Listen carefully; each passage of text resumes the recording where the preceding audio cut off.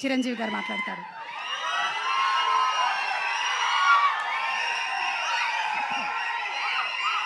Thank you so much. Thank you. అందరికీ నమస్కారం. ఇలాంటి ఫంక్షన్స్కి రావడం మూలంగా ఇక్కడున్న ఎనర్జీ నాకు ఎంత ఉత్సాహాన్ని ఇస్తుందంటే అంత ఇంత కాదు. వచ్చే ముందు కొంచెం డల్గా వచ్చినా సరే ఇక్కడి నుంచి ఎనర్జీతో వెళ్తున్నాను. అంత ఎనర్జీ ఇచ్చిన ప్రతి ఒక్కరికి, యూనిట్లో ఉన్న ప్రతి సభ్యులకి, ఆహ్వానితులకు, అభిమానులకు అందరికీ నా హృదయపూర్వక నమస్కారాలు, ధన్యవాదాలు తెలియజేస్తున్నాను. ఏంటి ఫంక్షన్ ఉందా? ఎవరు హీరో? లైలా, మన విశ్వక్షన్ ఫంక్షన్కి వెళ్తున్నావా? ఎందుకు వెళ్ళకూడదు? అతను మన మనిషి కాదు, అవతల బాలకృష్ణ. అప్పుడప్పుడు తారక్ అంటాడు. అంటే మనుషులు అన్నాక వేరే వాళ్ళ మీద అభిమానం, ప్రేమ ఉండకూడదా?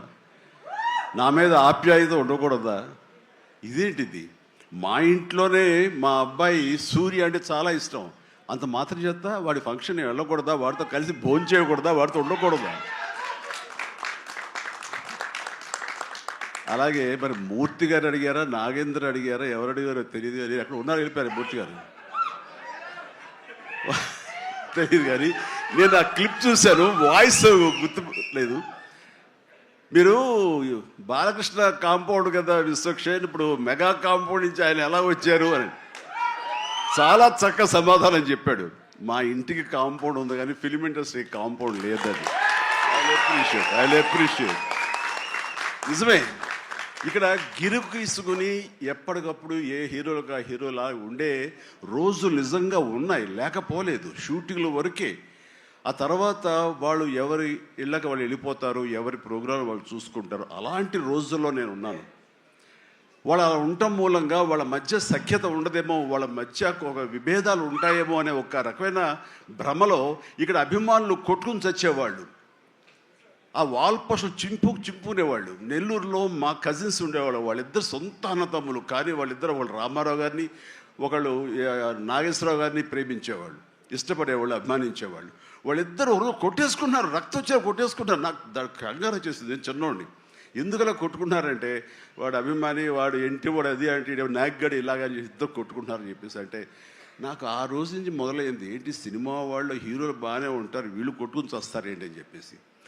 నేను ఫిలిం యాక్టర్ని అయిన తర్వాత హీరోల మధ్య ఒక సఖ్యత, సహృద్భావ వాతావరణం అది ఉండాలి, ఏర్పాటు చేయాలి బలంగా నాకు ఏర్పడటానికి ఆల్రెడీ అదొక ఇన్సిడెంట్. అందుకనే మెడ్రాస్లో హనీ హౌస్ అని అప్పట్లో ఉండే జర్నలిస్టులకు తెలిసే ఉంటుంది. ఆ హనీ హౌస్ ఏంటంటే 1 ఏకర్ ల్యాండ్లో ఉంటుంది. ఎక్కడ ఏ 100 ఫంక్షన్ జరిగినా, ఏ ముహూర్తాలు ప్రారంభోత్సవాలు జరిగినా, ఎవరికి ఏ బర్త్డేలు జరిగినా, ఏ 31st నైట్ డిసెంబర్ ఫంక్షన్ చేసుకోవాలనుకున్నా సరే అటు తమిళ ఇండస్ట్రీని, ఇటు తెలుగు ఇండస్ట్రీని ఆహ్వానించి అక్కడ అందరికీ చక్కగా పార్టీ ఇచ్చి ఒక రిక్రియేషన్ తోటి మంచి భోజనాలు చేసుకుంటూ, అంటే అవి ఉంటాయనుకోండి, అది వేరే విషయం. సో వీటితోటి మనుషుల్లో ఉండే అరమరకలు కానివ్వండి, పొరపచ్చలు కానివ్వండి, ఇవన్నీ కూడా సమసిపోయి ఎంతో హాయిగా ఉంటారు.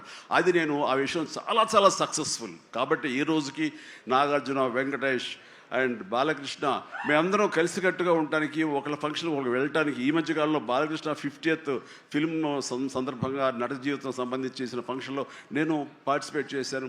అలాగే నాగార్జున మేము వెరీ ఫ్రీక్వెంట్గా కలుసుకుంటుంటాం. ఈ అరమరికలు ఉండకూడదు. అభిమానం అంటారు, అది పర్సనల్. నా ఒక రకమైన భోజనం రుచిస్తుంది, ఇంకొక రకమైన భోజనం రుచిస్తుంది. అలాగే ఒకళ్ళు ఇంకొకరితో కనెక్ట్ అవుతారు యాక్టర్లుగా. అలా ఉండటం అనేది మనం అందరం యాక్సెప్ట్ చేయాలి. అంత మాత్రం చేత విశ్వక్షేణ్ ఎక్కడ దూరంగా పెట్టి మన మనిషి కాదు కాబట్టి అతను ఫంక్షన్కి పిలిస్తే కనుక వెళ్ళాలా అని ఉండకూడదు. ఖచ్చితంగా వెళ్ళాలి. అతను మన ఈ ఇండస్ట్రీ మనిషే, మనలో ఒకడు, మన కుటుంబ సభ్యుడు అన్న భావం, అన్న మెసేజ్ మనం ప్రివేల్ చేయాలి. అంటే ఏదో మనం సెపరేట్గా ఉండటం మూలంగా, మనం అతీతంగా మనం దూరంగా ఉండటం మూలంగా మనకు ప్రత్యేకత వస్తుంది, గుర్తింపు వస్తుంది, తద్వారా మన ఇమేజ్ పెరుగుతుంది అనే భావం కరెక్ట్ కాదు. మన ఇమేజ్ పెరగాలి అంటే మనకి ఫ్యాన్ బేస్ పెరగాలి అంటే అది మన కంటెంట్ మనం చేసే సినిమా ఇస్తుంది తప్ప మళ్ళీ మనం ఏలినేట్ చేసేసుకోవడం మనల్ని దూరం చేసుకుంటేనే కాదు, అందరూ కలివిడిగా ఉండాలి. అని మా ఇంట్లో ఇంతమంది హీరోస్ ఉన్నారు, అందరం ప్రతిసారి కలిసిమెలిసిగా ఉంటాం, అన్నీ ఉంటాం. అలాగని చెప్పేసి మా ఇమేజ్లు తక్కువ. ఈ రోజున పవన్ కళ్యాణ్ ఏబీలో కనిపించగానే ఇది అన్నారు, దాన్ని గర్వపడాలి. పుష్ప టూ పెద్ద హిట్ అయింది, బ్లాక్ బస్టర్, దాన్ని గర్విస్తాను. అండ్ తర్వాత ఒక్కోసారి సినిమాలు ఆడచ్చు ఆడకపోవచ్చు, కానీ మనం ఏదైనా సరే ఇండస్ట్రీలో ఒక సినిమా ఆడింది అంటే ప్రతి ఒక్కరు హర్షించాలి.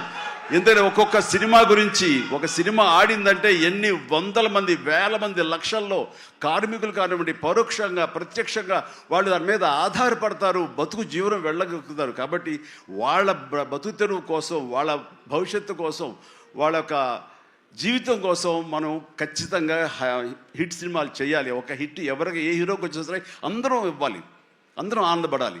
ఆ వచ్చిన డబ్బు మళ్ళీ ఎక్కడో పెట్టరు. ఇప్పుడు సపోజ్ సాహో ఉన్నారనుకోండి, అంతకుముందు తీసిన 3 సినిమాల్లో మంచి డబ్బులే వచ్చినాయి. అండ్ ఆ డబ్బు ఎక్కడికి తీసుకెళ్ళి ఇవ్వట్లేదు, తీసుకొచ్చి మళ్ళీ నాకే ఇస్తున్నాడు, మన వాళ్ళకి ఇస్తున్నాడు, నటినట్లకి ఇస్తున్నాడు. ఈ డబ్బు ఎక్కడికి పోదు. అంటే భగత్ సింగ్ కేసరి సినిమా చేశాడు, లాభించేసాడు, ఇంకా మనకు లాభం లేదు అని వేరే గ్రూపు, వేరే కాంపౌండ్ అనుకుంటే, నాకు అతను ఇచ్చిన అడ్వాన్స్ ఎక్కడి నుంచి వస్తుందండి? అతను ఇచ్చిందే కదా. అది రావాలంటే అతను మంచి భవిష్యత్తు కోరుకోవాలి, అతను గుడ్ విషెస్ తెలియచేయాలి. అందుకని ఇండస్ట్రీలో ప్రతి ఒక్కళ్ళు ఒకళ్ళనొకళ్ళు అవినాభావ సంబంధంతో ఒక కుటుంబ సభ్యుల్లాగా ఉన్న రోజున ప్రతి వాళ్ళు గొప్పగా చెప్పుకుంటారు, ఆనందంగా ఉంటుంది. అదే అందుకనే ఆ ఆనందం పొందడం కోసంగా, ఆనందం ఇవ్వడం కోసంగా ఈ రోజున మన హీరో విశ్వక్షేణ్ నా దగ్గరకు వచ్చి అడగగానే సాహు గారు కూడా వచ్చారు. ఆ రోజున వచ్చినప్పుడు వాడు సాహు నాకు తెలిసిన ప్రొడ్యూసర్, కావాల్సిన మనిషి, నా ఫ్యూచర్ సినిమా అతనే ప్రొడ్యూస్ చేస్తున్నాడు అనిల్ రావిపూడి గారితో. అండ్ డెఫినెట్గా వస్తాను, అయితే ఏ రోజు అనేది ఒక్కరట్టు ఇవ్వండి అని చెప్పేసి టైం తీసుకుని 24 hours తర్వాత ఇది చేయడం జరిగింది. అండ్ మరి ఐ థింక్ ఆ మధ్యలో ఎవరు ఏవి ఇక ఆ కాంపౌండ్ ఈ కాంపౌండ్ అంటారని నేను అనుకోను. ఇక ఒకటే కాంపౌండ్ అంతే ఇండస్ట్రీది, దట్స్ ఇట్.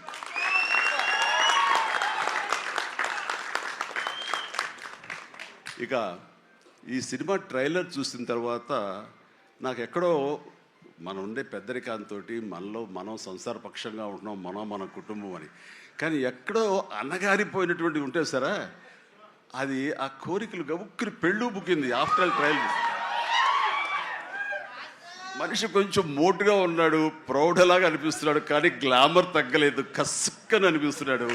ఈ అమ్మ అసలు అది విశ్వక్షేణ్ కాకుండా నిజంగా ఆడపిల్ల అయి ఉంటే ఎక్కడో గుండె జారి కొంచెం గల్లంత అయ్యేదేమో అనిపించింది నా మురుగు నాకు.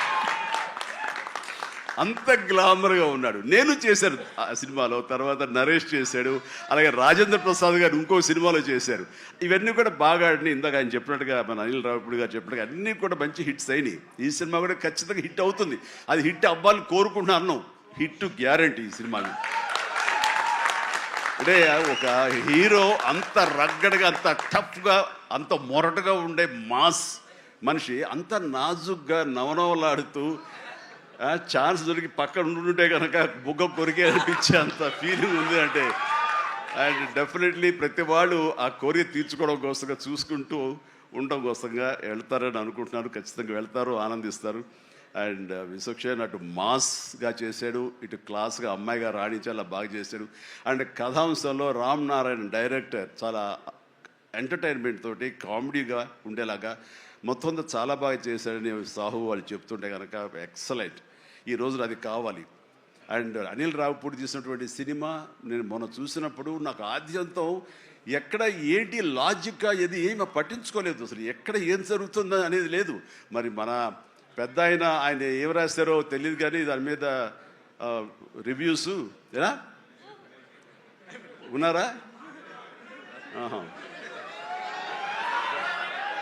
ఆయన ఏం రాశారో నేను చూడలేదు, కానీ నా లాజిక్ అది పట్టించుకోకపోతే మాత్రం ఆద్యంతో సినిమా నేను నవ్వుతూనే ఉన్నాను, ఎంటర్టైన్ అవుతూనే ఉంది. వెంకటేష్ గారిని వీళ్ళంతా చేశారు. అదే రీతిలో ఈ సినిమా మన రామ్ నారాయణ గారు అదే రకంగా తీస్తారని చెప్పేసి ఎక్కడ ఊపిరి సలుపుకొనివ్వరు, ఎక్కడ లాజిక్ ఆలోచన పెట్టనివ్వరు, బ్రెయిన్ ఉపయోగించనివ్వరు. కేవలం హృదయంతో ఈ సినిమా చూస్తూ ఈ సినిమా ఆద్యంతం ఆనందంగా ఉంటుంది, ఎంజాయ్ చేస్తారని అనుకుంటున్నాను. అండ్ విశ్వక్షేణ్ ఖచ్చితంగా ధైర్యంగా ఉండి ఏం కాదు ఈ cinema block buster. Ram Narayan God bless. And తర్వాత ఈయన కరాటే రాజుగారు అంటారు.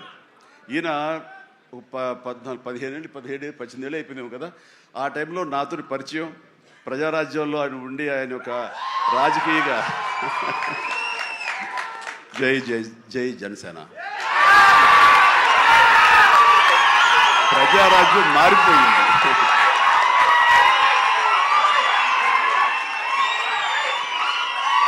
ప్రజారాజ్యం రూపాంతరం చెందింది జనసేనగా. I'm very happy.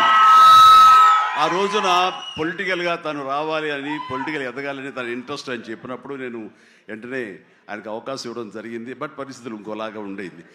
అలాగే అప్పటి నుంచి నాతోటి సత్సంబంధాలు ఏర్పరచుకున్నాడు. వాళ్ళ అబ్బాయి ఇట్లా సినిమాలోకి వస్తాడు అని కూడా చెప్పాడు. నేను వాళ్ళ ఇంటికి వచ్చినప్పుడు ఏదో పూజకు వచ్చాను ఒకసారి, అయ్యప్ప పూజకు వచ్చినప్పుడు. చాలా చిన్నవాడు అనుకుంటా విశ్వక్షేణ్. బట్ మరి ఎట్లా తనలో ట్రిగ్గర్ అయిందో, మరి అంత దూరంలో ఉన్న హాలీవుడ్లో ఉండి హైదరాబాద్లో సినిమాల్ని ఎలాగ ఆకర్షితులయ్యో తెలియదు. ఇంత నువ్వేనా మాట దిల్షుక్ నగరు అమెరికా దగ్గర అనిపిస్తుంది దిల్షుక్ నగర్ అంతవరకు. సో ఖచ్చితంగా తనకి కావాల్సిన విధంగా తనకున్న హిడెన్ టాలెంట్స్, అటు రైటింగ్ కానివ్వండి, అటు డైరెక్షన్ టాలెంట్స్ కానివ్వండి, యాక్టింగ్ కెపాసిటీస్ కానివ్వండి, ఇన్ని ఉన్న వ్యక్తి ఇంటి పట్టును కూర్చోలేరు. ఖచ్చితంగా పరిశ్రమ రావాలి, ఇక్కడ అభివృద్ధి చెందాలి, ఇక్కడ తన సత్తా చాటుకోవాలి, తన జెండా పాతాలి. అది అండ్ అలాంటి అవకాశాలు నిండుగా మెండుగా ఉన్నాయి. ఇప్పటికే ప్రూవ్ చేస్తూ వెళ్ళిపోయాడు. ఇంకా ఈ సినిమా తర్వాత ఆడవాళ్ళ గుండెల్లో మగవాళ్ళ గుండెలో స్థానం సంపాదించుకుంటాడు. కొంచెం ప్రౌడ్గా అనిపిస్తాడు. కాబట్టి నాలాంటి కూడా కొంచెం అలా చూసే అవకాశాలు ఉన్నాయి. రైట్, చాలా సంతోషం. ఈ సినిమాలో నటించేటువంటి మన సింగ్ గారు, అభిమన్యు సింగ్ గారు. So fantastic sir, you look so tough and you are given a little comedy also. You did it fantastic. I could gauge with the small expressions. And then Dileep గారు, మనం 30 years దిలీప్ గారు ఎప్పటి నుంచో ఉన్నారు. జనసేన అన్నప్పుడల్లా ఆయన మొహము చాలా ఆనందంతో ఉంటుంది. సో జన సైనికుడు. అండ్ పృథ్వీ గారికి, అలాగే మా పాత స్నేహితుడు ఆ పృథ్వీ గారికి కూడా నేను మనస్ఫూర్తిగా నా అభినందనలు తెలియజేస్తున్నాను. And very happy. ప్రతి ఒక్కళ్ళు అందులో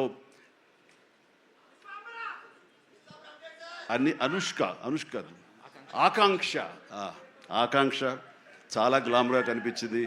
అలాగే కామాక్షి, ఇక నేను మర్చిపోలేను పేరు. ఈ టచ్ ద్వారా ఇక తన పేరు మర్చిపోలేను. అందుకనే తను షేక్ హ్యాండ్ ఇచ్చింది. కాబట్టి ఇక థ్యాంక్స్ అమ్మా. కొంచెం అమ్మాయిల పేరు గుర్తుంచుకోవడంలో కొంచెం వీక్ నేను. రైట్.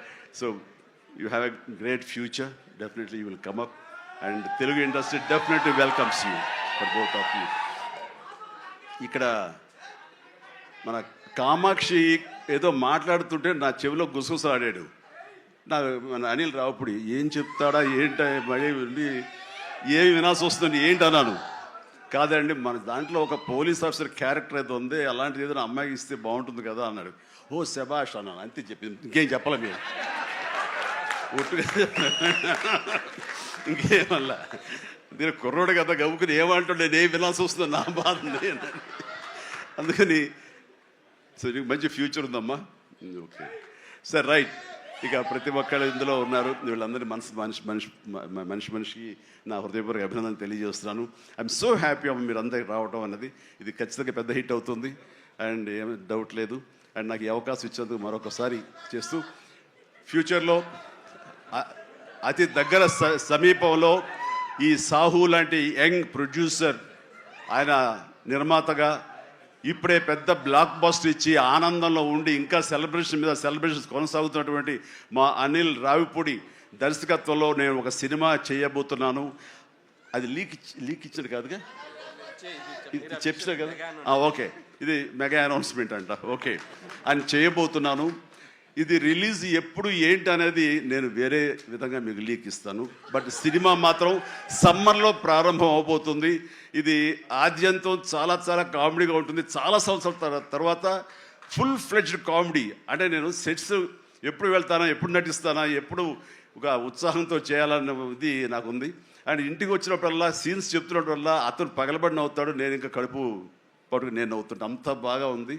అండ్ డెఫినెట్లీ మా కాంబినేషన్లో పూర్వకాలంలో చూడండి, మన పూర్వకాలం మరి కీసుపూర్వం కాదు, మరి పూర్వం అంటే ఈయన ఎప్పుడు వాడరు అనుకుంటారని భయం నాకు. అందుకని కోదండరామరెడ్డితోటి మా ఇద్దరికి కెమిస్ట్రీ ఎలా జెల్ అయ్యిందో, ఎలా ఉండేదో అదే రకమైన ఇది ఫీలింగ్ నాకు అనిల్ రావుపూడితో ఉంది. కాబట్టి ఖచ్చితంగా ఆ కెమిస్ట్రీ అన్నది ఆ సినిమాకి, ఆ కథకి డెఫినెట్గా ఉపయోగపడుతుంది. అండ్ మీ ఇద్దరం ఆ విధంగా కథని ప్రేమించి చేస్తే అది ఖచ్చితంగా ప్రేక్షకుల ప్రేమకు నోచుకుంటుందని నాకు ప్రగాఢ విశ్వాసం. దానికి సాహో, అదే సాహోతోటి గోల్డ్ బాక్స్ కొణిదెల సుష్మిత ఇద్దరు కలిపి ఆ కాంబినేషన్లో ఈ సినిమా నిర్మించబడుతుంది. కాబట్టి all the very best, God bless and thank you once again for everyone. మీ అందరికీ నా ధన్యవాదాలు తెలియజేస్తున్నాను. నమస్తే, జై హింద్.